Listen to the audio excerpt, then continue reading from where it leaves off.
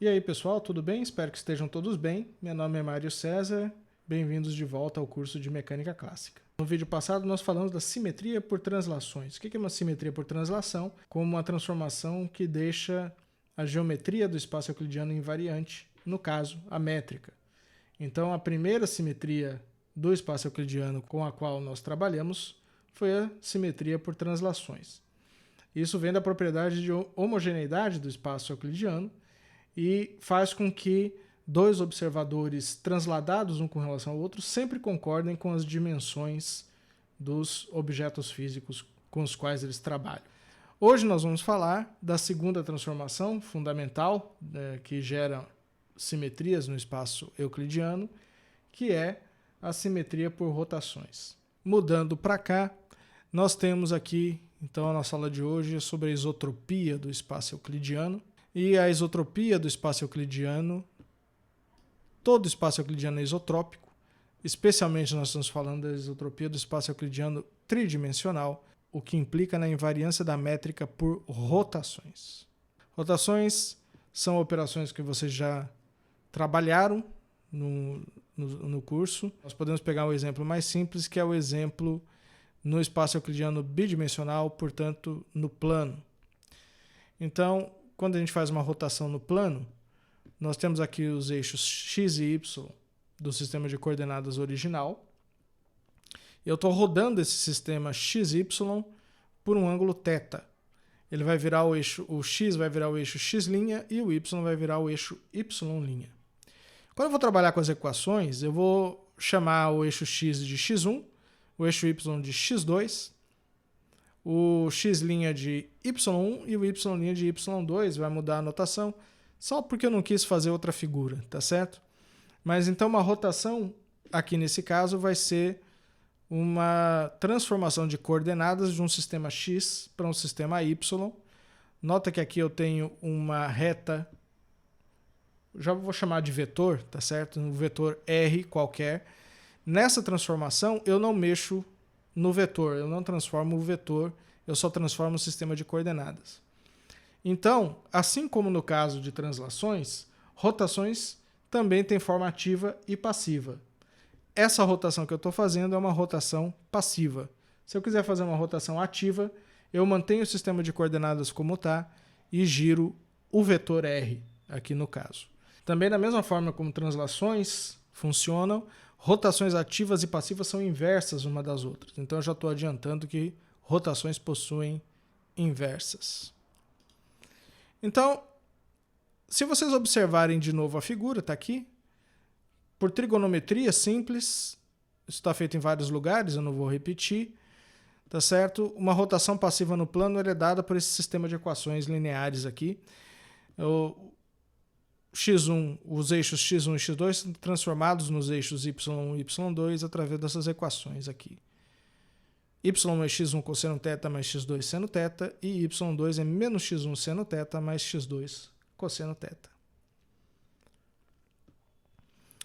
Esse sistema de equações tem uma forma matricial também, aqui representados por um vetor coluna x1, x2, sendo transformado no vetor coluna y1, y2, que é igual à matriz multiplicada pelo vetor coluna original. E a matriz é chamada de matriz de rotação. Aqui ela é bidimensional, porque nós estamos fazendo rotações em duas dimensões. Ao contrário das translações, eu consigo trabalhar com rotações cujas matrizes têm a mesma dimensão do espaço, tá certo? Com translações eu preciso de uma dimensão a mais, ou seja, uma translação em 3 dimensões precisa de matrizes de 4 dimensões. Aqui não é o caso. O que acontece em rotações em 3 dimensões? Nós vimos que rotações em 2 dimensões só precisa de um ângulo, né? Então eu digo que a matriz de rotação é uma matriz R de θ, só depende de um ângulo θ aqui. Eu só posso fazer 2 tipos de rotações em 2 dimensões, sentido horário e sentido anti-horário. O eixo é sempre o mesmo. Em 3 dimensões, como eu posso ter 3 eixos, uma rotação necessita de 3 parâmetros para ser caracterizada. E aí nós temos um teorema chamado Teorema de Euler, que nós vamos demonstrar quando estudarmos corpos rígidos, que toda rotação em 3 dimensões pode ser caracterizada por um eixo e um ângulo. Então eu posso escolher entre caracterizar uma rotação geral em 3 ângulos ou com um eixo e com um ângulo. No geral, um eixo e um ângulo é suficiente. O que é o eixo de rotação? O eixo de rotação consiste numa reta invariante, ou seja, ele é um segmento de reta que não muda quando eu estou fazendo a rotação. Aqui, por exemplo, se eu fizer uma rotação tridimensional no eixo Z, que eu estou chamando de E3, e ângulo θ, a matriz de rotação, que eu chamo de R3 de θ, é essa aqui. Tridimensional, cosseno, seno 0, menos seno, cosseno 0, 0, 0, 1. Aqui na terceira linha e terceira coluna, são a linha e coluna referente a esse eixo Z. Ele é 0, 0, 0, 0 aqui e 1 aqui, porque justamente essa linha e essa coluna não se modificam. Eu posso também falar dos outros eixos. Por exemplo, uma rotação no eixo X, ou no eixo E1, é dada por essa matriz. Nota que agora o eixo 0, 0, 1 é o primeiro. E no eixo 2, ou no eixo E2, ou no eixo Y, se vocês preferirem, eu tenho aqui essa matriz de rotação, que agora é a segunda linha e segunda coluna, que tem a identidade no meio. Quais são as propriedades das rotações? Em primeiro lugar, duas rotações, no geral, consistem numa rotação e numa translação. Isso é fácil de ver, por exemplo, aqui no meu celular. Imagina que eu tenho aqui uma posição inicial, aí eu escolho um eixo de rotação, aí eu rodo assim. Aí depois eu posso escolher qualquer outro eixo de rotação, por exemplo esse, e rodo assim. Portanto, da configuração inicial para a configuração final, eu tenho uma rotação e uma translação. Só que como o espaço euclidiano é homogêneo, eu posso, no final das contas, transladar de volta para cá. Então, a menos de translações, duas rotações sucessivas me dá uma rotação. Essa é uma propriedade de grupo. A segunda propriedade de grupo que eu preciso é a existência da identidade. A identidade é a rotação com ângulo zero, ou seja, é a transformação na qual eu não faço nada. Portanto, o R de zero em qualquer eixo é a identidade em 3 dimensões, que é a matriz cujas diagonais são 1. Mais uma propriedade, dessa vez, das próprias matrizes de rotação. Não é uma propriedade que define o grupo. As matrizes de rotação são ortogonais. Duas matrizes são ortogonais quando a transposta multiplicada pela matriz é igual à identidade e quando a matriz multiplicada pela transposta também é identidade. Então eu posso multiplicar por ambos os lados a transposta da matriz e o resultado é a matriz identidade em 3 dimensões. Isso aqui me garante que linhas e colunas de uma matriz ortogonal são linearmente independentes. Mais uma vez, esse é um assunto de álgebra linear que eu não vou me ater demais. A gente pode fazer essa conta usando a matriz R3, por exemplo, certo? Bom, a matriz R3 é essa aqui, que é a rotação. Então, a transposta vai ser construída trocando-se linhas por colunas. O que vai resultar exatamente na matriz R3 transposta aqui. Note que eu tenho a primeira linha cosseno, seno, e agora essa linha virou uma coluna. A segunda linha virou a coluna, a terceira linha virou a coluna, e é assim que a gente transpõe matrizes. Então, se eu quiser saber qual é o resultado do produto entre as duas, para verificar se dá a mesma identidade, é só eu fazer o produto das duas matrizes. Isso vai ser igual uma matriz aqui, que agora eu vou fazer a multiplicação matricial corretamente. Cosseno com cosseno dá cosseno ao quadrado de θ. Seno com seno é seno ao quadrado de θ. E 0 com 0 dá 0. Então vai ser isso mesmo. Então, se eu fizer agora primeira linha com a segunda coluna, eu vou ter menos cosseno θ, seno θ, mais seno θ, cosseno θ, que dá 0. Todos os outros, e 0 com 0 dá 0. Aqui vai dar 0 também.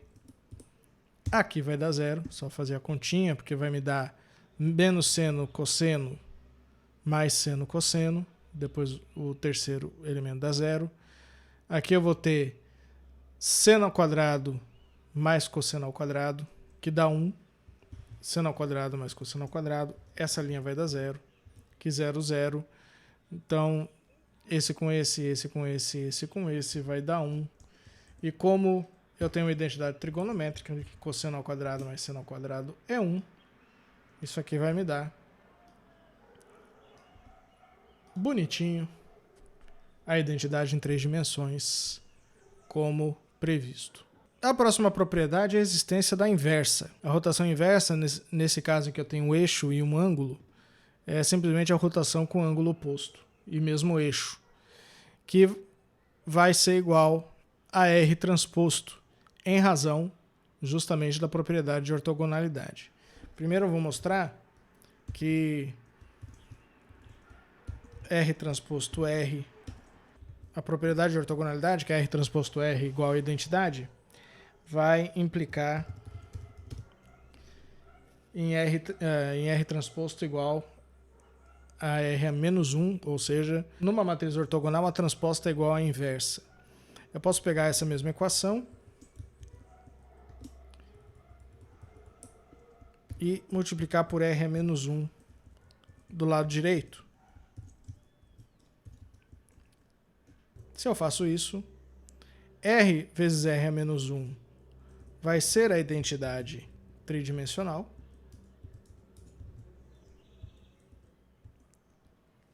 A identidade comuta com todas as matrizes, então eu posso colocá-la do lado de cá. E como resultado final, como a identidade tem determinante diferente de 0, isso implica que a transposta é igual à inversa. Para eu verificar como exemplo, vamos fazer aqui com R3 de novo.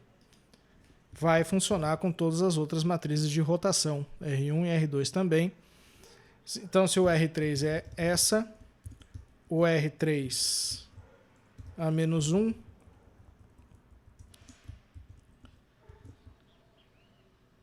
vai ser igual a mesma matriz, mas dessa vez com θ substituído por menos θ.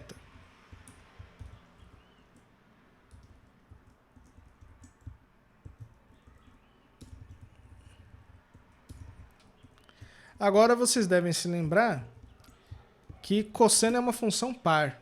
Portanto, cosseno de menos θ é igual a cosseno θ.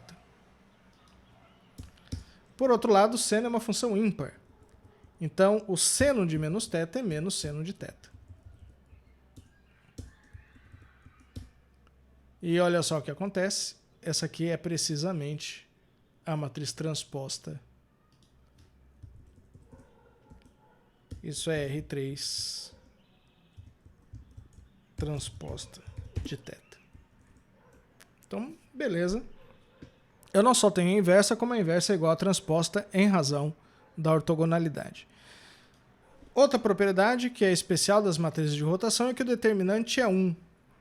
Para demonstrar isso aqui, é só eu partir novamente da relação de ortogonalidade. Deixa eu ficar só com a transposta multiplicando à esquerda, mas vocês podem fazer o mesmo procedimento da transposta multiplicando à direita. Então, copio novamente a equação embaixo. Então, R transposto R igual a identidade, e agora eu aplico o determinante dos dois lados da equação.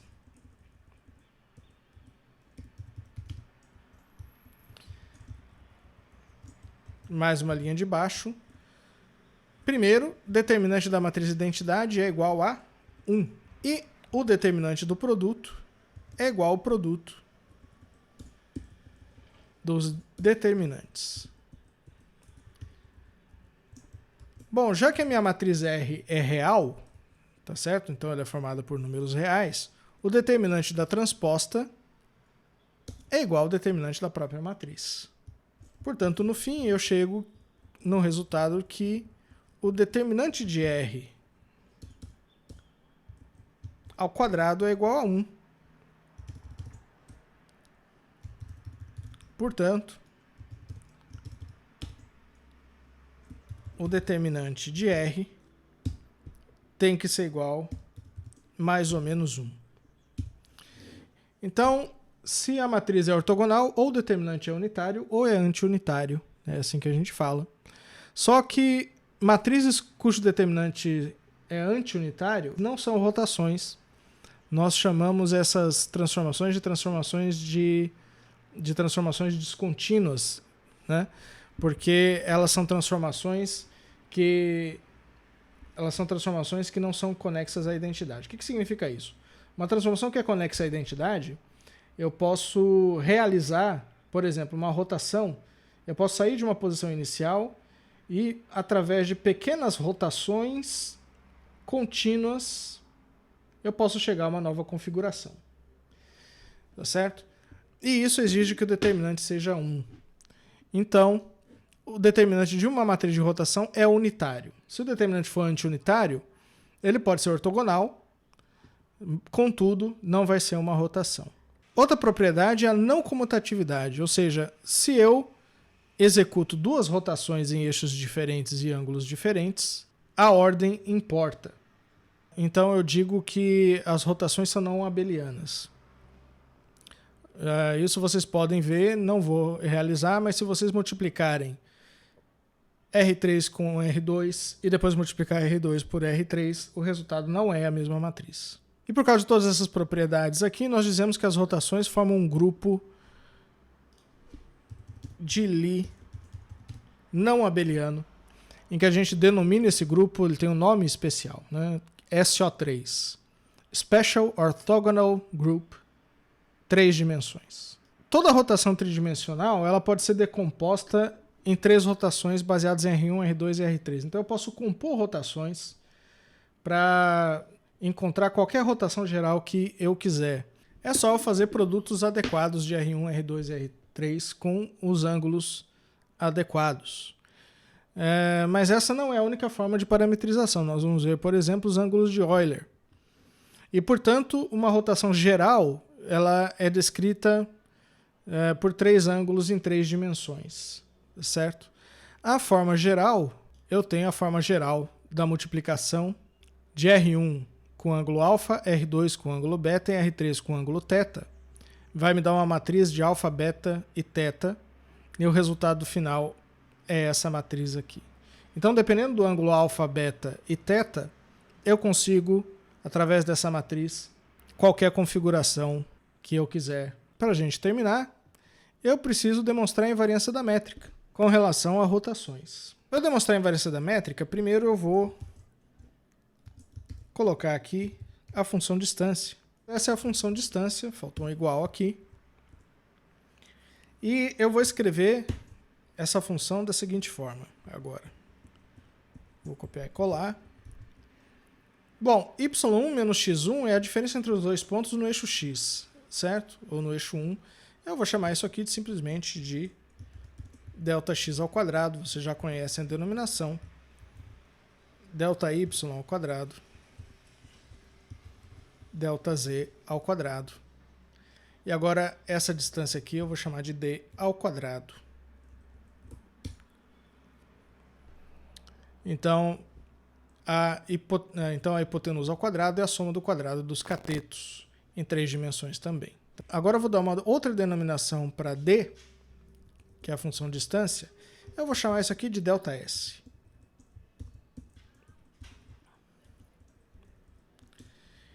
Então, por quê? Porque a distância entre dois pontos no espaço euclidiano é uma reta, né? Vai ser o tamanho da reta que une os dois pontos, e eu posso chamar esse tamanho de ΔS. Também é uma denominação que vocês conhecem. Em vez de trabalhar nessa forma, eu posso trabalhar na forma infinitesimal, ou seja, posso considerar essa equação. Também vale quando o ponto x e y estão muito pertinhos um do outro, em que dx, dy e dz são os diferenciais na direção x, y e z, respectivamente. Portanto, ds é um elemento infinitesimal de distância entre os dois pontos. Tá certo?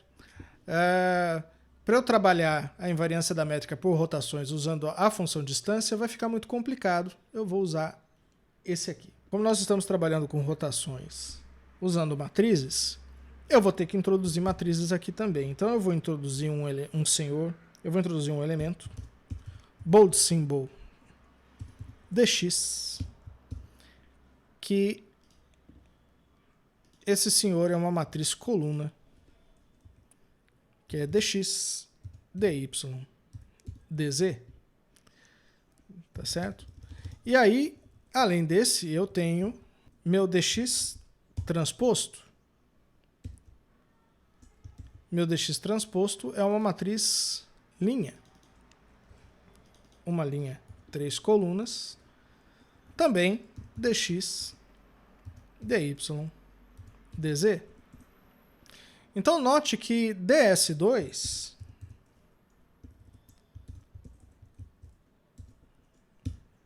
que é a distância infinitesimal, eu posso escrever assim.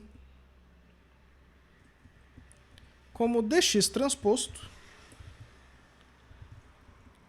multiplicado por dx. Isso vai ser, consequentemente, dx dy, que multiplica dx dy coluna. E isso, esse com esse, mais esse com esse, mais esse com esse, vai dar precisamente o que eu tenho aqui.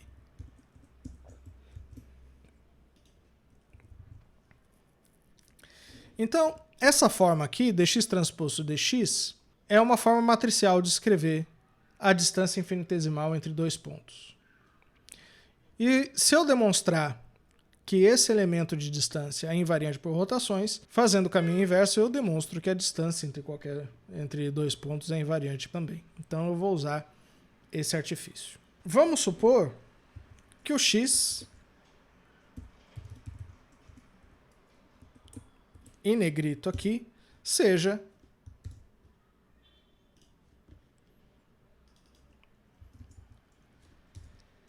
a matriz coluna XYZ.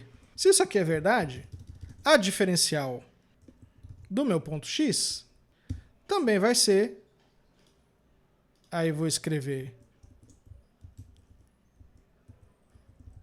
dessa forma, obviamente vai ser a diferencial de cada coordenada. dx, dy, dz. Então, esse dx aqui é simplesmente a diferencial desse vetor coluna aqui. Agora, se eu faço uma rotação,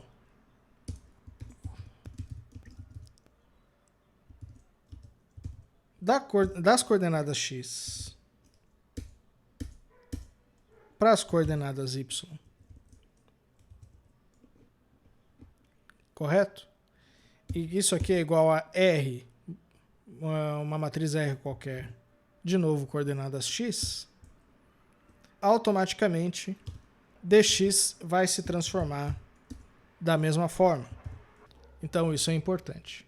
Então quando eu faço uma rotação nos elementos diferenciais, a transformação é a mesma. Y é igual a rx e dy é igual a r dx. Então vamos pegar aqui essa forma do elemento diferencial de linha. Eu posso escrever isso aqui também no sistema de coordenadas y. Então eu vou chamar esse ds aqui de ds barra, porque ele vai ser o ds ao quadrado transformado. E esse cara vai ser dy transposto dy. Quando eu utilizo a transformação, dy é igual a r dx. Portanto, dy transposto dy é igual a dy transposto r dx. Agora, olha só o que eu vou fazer. Vou colocar a operação de transposição aqui em cima, tá certo? Entre parênteses. E dy continua sendo r dx. Portanto, vou lá. Agora, a transposta do produto é o produto das transpostas na ordem inversa. Então, r dx transposto é dx transposto R transposto. Por causa da propriedade de ortogonalidade, R transposto R é a identidade tridimensional. E quando eu multiplico a identidade por um vetor, coluna, ele vai me dar o próprio vetor coluna. E isso aqui é igual a ds ao quadrado. Então, ds barra ao quadrado é igual a ds ao quadrado, o que implica